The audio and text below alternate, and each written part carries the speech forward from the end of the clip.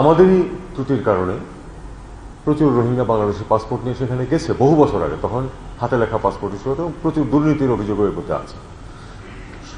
সিচুয়েশনটা এরকম দাঁড়িয়েছে, যারা আমাদের পাসপোর্ট নিয়ে গেছে সৌদিরা ইনসিস্ট করছে তাদেরকে যেন আমাদের পাসপোর্ট আমরা রিনিউ করে দিই। একটা সিদ্ধান্ত যখন নেওয়া হয় কোনো দেশের প্রেক্ষিতে, সেখানে আরও অনেক স্বার্থ জড়িত থাকে।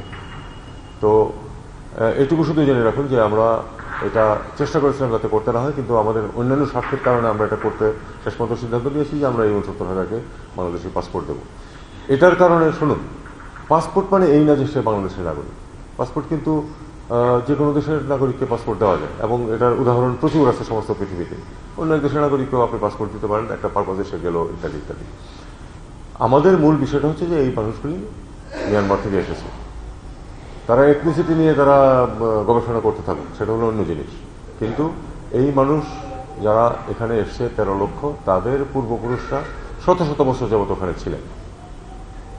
কাজেই তাদেরকে ফেরত নিতে হবে, এবং এটা সমস্ত পৃথিবী স্বীকার করে যে তারা রোহিঙ্গারা একটা জনগোষ্ঠী যেটা মিয়ানমারের আরাকানের অধিবাসী। তো আমাদের সেই পয়েন্ট অফ ভিউ থেকেই এটাকে ডিল করতে হবে, এবং এইসব টেকনিক্যাল ইস্যুর কারণে আটকে থাকবে না। আমরা যদি তাদেরকে ফেরত দেওয়ার মতো পরিবেশ সৃষ্টি করতে পারবে, সেটা করতে গিয়ে আমাদের আরো অন্যান্য অনেক কাজ আছে। এইসব ছোটখাটো টেকনিক্যাল ইস্যুতে সেটা আটকে থাকবে না।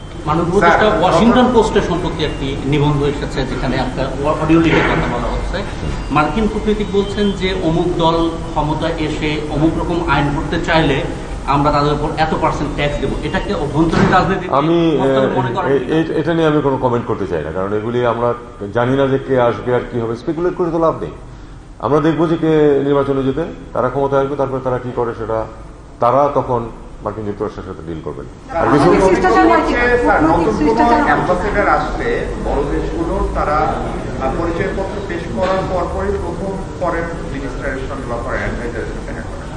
এই অ্যাম্বাসেডারের সঙ্গে chief election commissioner, head of the government, judiciary chief সবার বৈঠক হলো, আপনার সঙ্গে তার সাক্ষাৎ না, এটা কারণ একটু অন্যরকম। এটা আসলে আমাদের পক্ষ থেকে একটু সম্ভব ছিল না, কারণ যেই দেখাগুলি করেছেন সময় তো অল্প, করা প্রয়োজন ছিল। তারপর তারা রিকোয়েস্ট করেছে, যেহেতু আমি ছিলাম না অ্যাভেলেবল, আমি অ্যাভেলেবল ছিলাম না বলেই আমি বলছি না ঠিক আছে, ওনারা দেখা করতে পারেন। আমার কাছ থেকে জিজ্ঞেস করেই এটা কাজটা করা হয়েছে।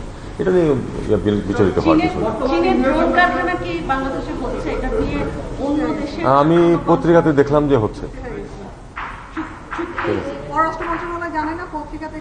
না, এই ধরনের কোলাবোরেশন তো হচ্ছে। তো একটা ফ্যাক্টরি যদি হয়, একটা ফ্যাক্টরি হওয়া তো আসলে ঠিক পররাষ্ট্র মন্ত্রণালয়ের বিষয় না।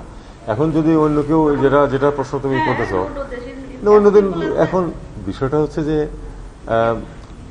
ভারতে যা কিছু হয় অথবা পাকিস্তানে যা কিছু হয়, এটা নিয়ে কি আমার কি মতামত, সেটা কোনো গুরুত্ব আছে? নাই। আপনার সরকার ব্যবস্থা কাঠামো না বাংলাদেশের ক্লাসে?